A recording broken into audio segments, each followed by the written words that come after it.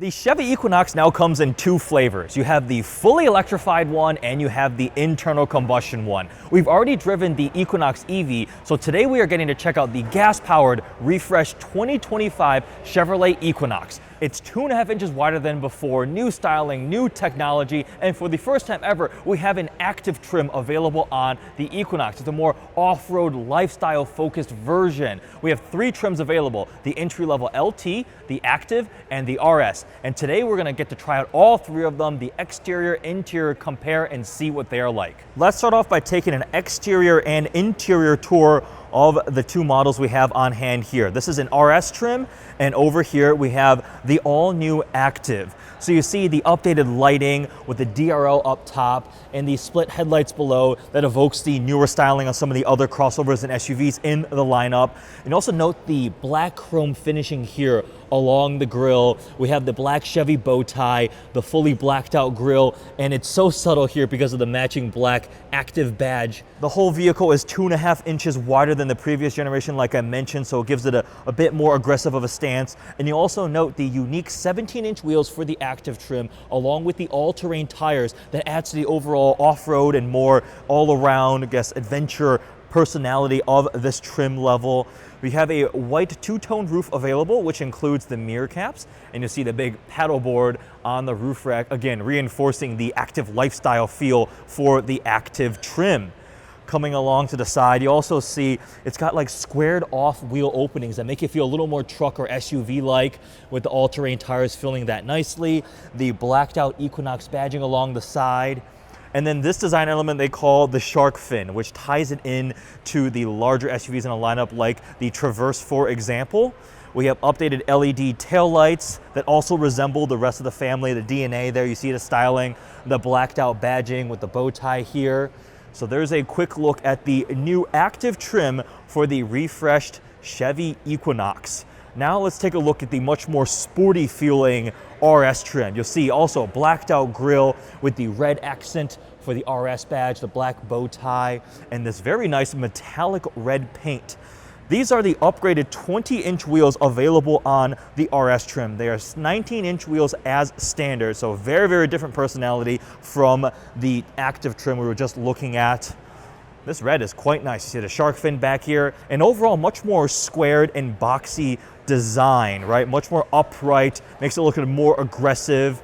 And back we've got the Equinox all-wheel drive badge, the RS accenting badge right here. And this one is available with the black two-tone roof. I'll go show you guys actually the different paint schemes available along with the roof colors in a moment. But there's a look at the RS and the Active trim. This display here shows the available roof colors and paint colors along with which trims they are available on. So for the roof, you can have Summit White, that's available on LT and Active. The metallic black roof is available on LT and RS. And then we have our exterior colors. We have this iridescent pearl tri-coat, a nice pearl white. We have cacti green, sterling gray metallic. We have radiant red tint coat. We have reef blue metallic, lakeshore blue metallic, mosaic black metallic, and Summit White, which is only available on the LT. A lot of these are really nice metallic paints available on a variety of the different trims. But there's also the all-electric Equinox EV that we already have driven. And you can see, even though they have the same badge, it's not really that similar. Look at the styling, right? Way more sleek and sporty looking for this Equinox RS, and they have a different treatment for the logo. All the electrified Chevy vehicles have the 3 blue bars for the E, and obviously the powertrain is completely different. The tech offered is completely different. You can get Super Cruise on the Equinox EV. Look how much bigger that infotainment screen is. So it's really interesting right now that there's this intersection of 2 completely different models, but under the same name, right?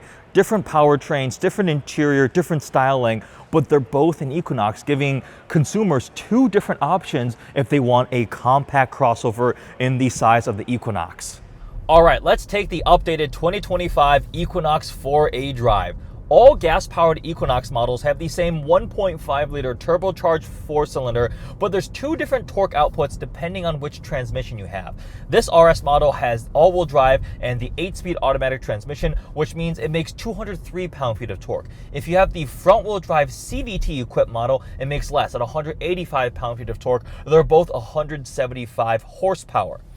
Another thing that I noticed as I was learning about the gas-powered Equinox versus the EV is the disparity between the level of technology you get. The most obvious two things are going to be the fact that you do not get Super Cruise on the gas model, but the EV Ultium-based one does have Super Cruise, GM's fantastic hands-free driver assistance system. And the other big thing is like the screen size, right? The infotainment screen is way bigger on the EV-powered one. There's almost like this disparity between the tech that you get. I'm assuming it reflects upon two things. One, what the consumer wants, right? The people who are likely to buy an EV model likely want more of that kind of fancy tech, the more cutting edge stuff, because they're an EV consumer, whereas the traditional gas model does not care about that as much. And the other thing could be, as a more legacy platform with the internal combustion engine, it was easier to make all these new technologies available on the new EV platform vehicle, the Equinox EV. Honestly, the two cars feel so drastically different. If one of them was branded something else, if the Equinox EV was called something completely different, I would be cool. It's a different model, right? The only thing they really share is just the name. The styling is totally different. The interior is totally different. The driving dynamics are totally different. But what about impressions on this gas RS model? So we have an all-wheel drive one. I can actually make it go into front-wheel drive mode by pressing the button here on the left. Now we're in front-wheel drive, two-wheel drive, back into all-wheel drive. We have various different drive modes with the all-wheel drive, and the rotary selector is here in the middle. So we have off-road, we have snow and ice for low traction situations, and then we have normal. There's no sport mode, there's nothing beyond that. It's pretty simple in that way. Off-road will allow you to have a little bit more slip. You want to maintain speed, wheel speed on sand, dirt surfaces, and so forth, but no off-roading today, so we'll just go back into normal drive mode. It's acceptable performance and speed for a compact SUV of this segment. If you want more of that quick acceleration, passing power, the Equinox EV actually does have a drastically better performance in that regard. Simply, I mean, just the nature of EVs in that way. But obviously, if you don't want to deal with charging infrastructure, range anxiety, and so forth, those are the people who want the gas model. And that's the beauty of it. You have the option of both. If I had to pick my three favorite things about the updated Equinox after initial impressions drive of this RS model, the first one's going to be the packaging of the center area here, right? So we have the wireless phone charger, double cup holder, storage bin here, large storage bin here, and another huge storage bin below. All of this is possible because we've moved to a column-mounted shifter. And I've been in larger, more expensive vehicles that the center storage area is just not ideal. An example that comes to mind immediately is my Audi A8L. That was a $100,000 luxury sedan, huge, big luxury lanyard. But like the center console, like I struggled to put my phone, a water bottle, my sunglasses in the middle. Like it was just really frustrating. Whereas this, sunglasses here, two beverages if I want. I can put like a power bank there. I can put a camera bag down below here, my phone. Like there is so much practicality here in the middle. I think the buyers of a vehicle like this as their family compact crossover will really appreciate and welcome that.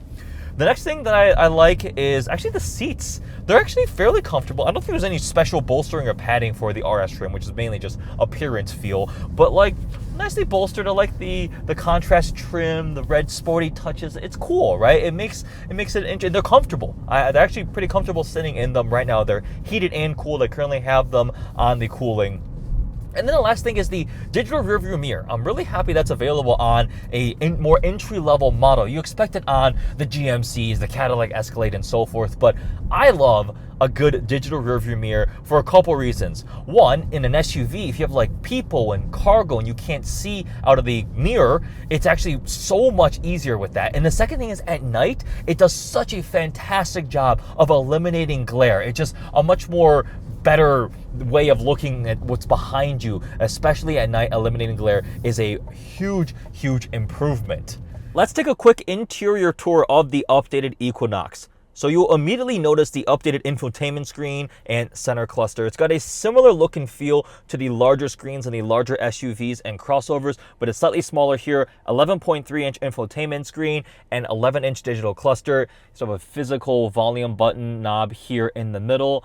And the screen here is built-in Google. We can go back home and see your various apps, CarPlay, Android Auto. You can download more things from the Google Play Store. We have shortcuts on the left. There's your maps navigation, music, and then we have our other controls like traction control, auto high beams, and so forth. And then your headlight controls are also in this main screen here. The center cluster is reconfigurable. This is like the minimalistic view, but I can toggle over with this button on the steering wheel. There's your more conventional looking one. We have the full screen maps. You can actually run maps on both screens if you'd like. And then we can go over to driver assistance screen, and then that minimalist screen. We have the stalk on the left for your windshield wipers, your turn signal, and then on the right is the transmission selector. Steering wheel has your low range, you have cruise control stuff. This one has a heated steering wheel. This is the button to press to change your voice controls. Black Chevy logo. We have the RS logo there with the red stitching on this leather steering wheel. On the left side here, we have controls, parking brake, all-wheel drive, auto hold, auto stop start, dimming your displays, and the air vents. These look so cool, right? They just look really sporty. The red accenting here on the RS model. It's pretty familiar being inside a newer Chevrolet vehicle. I do like this paint fade texture here from the black to the red. That looks really cool. I remember the Equinox EV RS had a similar type of treatment, I believe, on the door. So that paint fade is cool and sporty. And look at the pattern on the soft touch material. It's like little 3D cubes making up this pattern, gives it some like depth. And it's got some squish to it with the red stitching. Another look at that red air vent. And then there's also that same pattern on the door here. You get the blue and red stitching for the RS model, including on the seats, the red piping with this kind of red cloth suede insert, the perforated EvoTech synthetic leather on the seats. You have an RS logo embossed there on the headrest with more stitching. We have a panoramic moonroof up there, sunroof, whatever you want to call it. I'll hop in the second row and try out the space there. The center console is also really practical, so we have more of that cool pattern, the blue and red stitching, little storage bin here. This is your drive mode selector, cup holder, wireless phone charger, storage bin here, USB-C port, USB-A port, another storage bin below. This rotates for your drive mode, so I'll show you that real quick. You get a pretty simple animation display on the screen. Not as fancy as some of the other models. Heated, cooled seats, you can change your fan speeds, 2-zone, and so forth. It's nice to have actual physical controls there too. So I am seated in my driving position at 6'2", 6'3"-ish. Let's check out the second row space. Again, this is the compact crossover. Wow, I have legroom. I have actual legroom back here. The seats are heated here, and they get a similar treatment with the blue and red stitching, the perforated EvoTechs here, the synthetic leather, and that red accenting too. The doors also get that treatment. Not bad back here. I'm actually genuinely surprised at the amount of legroom I have. And actually even more surprised with the headroom. Like, I've got probably another like 2-3 inches back here. Usually like the second row of like compact SUVs, it feels like a punishment to have to sit back here. Not bad. All right, we are in the LT trim now. Ready to hear a CVT do CVT things? Let's floor it.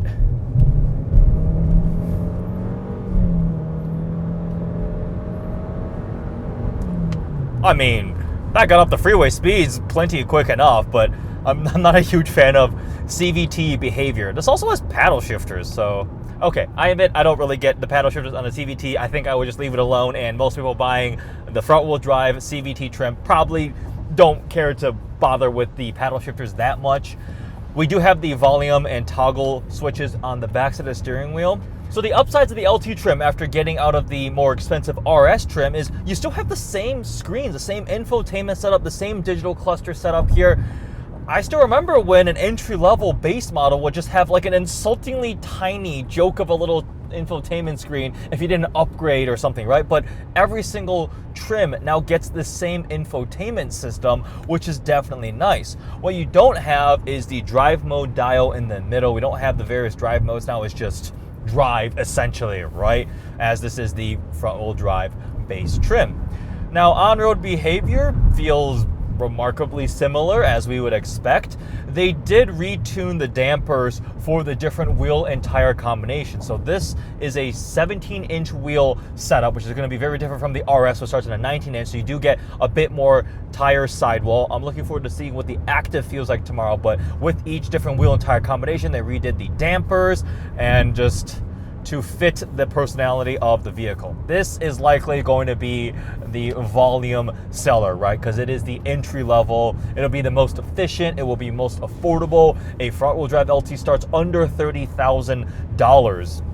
That being said, we still have auto hold, which is convenient, right? You come to a stop and you take your foot off the brake and the vehicle just holds it in place. This one has been optioned with the digital rear view mirror, which, like I mentioned at length in the RS drive, I am a big fan of. We have the panoramic roof here. The materials are about similar, right? You have that Evotex like synthetic leather feeling. It's cloth as base, but you can upgrade to the synthetic leather. Something I did just notice that's interesting is the little pattern, like the textured pattern on the center console area on the doors here is like the little like three-pointed Y shape, which reminds me for some reason of the Lamborghini design cue. Lamborghini likes to use the little Y, right? If you look at like the headlight shape or the little accenting they have, like that's what this looks like. Not that the Lamborghini is ever going to be compared with a Chevy Equinox, right? But like, look at that. I'll try to get a better up clip of it, but it looks like the Lamborghini pattern for some reason.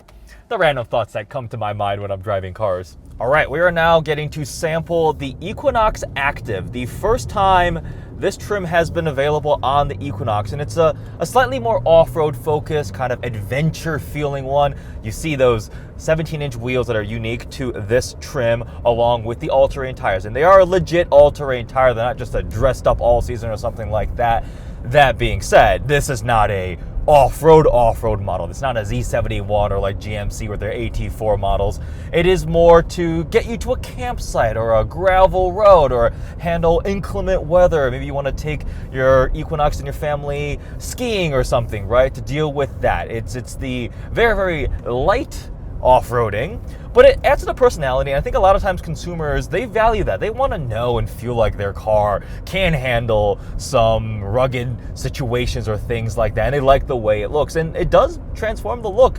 There's a very distinct difference in personality with the big sidewalls on these all-terrain tires versus the much thinner sidewall on like 20-inch wheels, for example, on the RS model. All the ones we're driving today are finished in cacti green with the white two-tone roof. The white roof is optional. You can do all single color here. And this interior is cool. It's called Maple Sugar. I want to think a Canadian name that because they're obsessed with maple syrup, but it's suede too, which I think the first time we've ever had like suede Alcantara feeling material on the inside of a Chevy SUV crossover. Get the green logo on the headrest. Everything else is very similar on the inside. They just kind of changed the theming with the color and trims. We have the same screens and so forth, and this one is an all-wheel drive model. An interesting choice is you can order an Active with front-wheel drive, which to me seems to be kind of counterintuitive because then you don't get the different drive modes and you don't have all-wheel drive, but we have a little bit of a gravel road. So we're going to rotate through to all-wheel drive or off-road, which makes us all-wheel drive. And I'm actually going to toggle traction control off for funsies. You have to do all that through the touchscreen. There's a shortcut for these controls, but so because it's all-wheel drive, we have the higher torque output, 175 horsepower still. It rides well.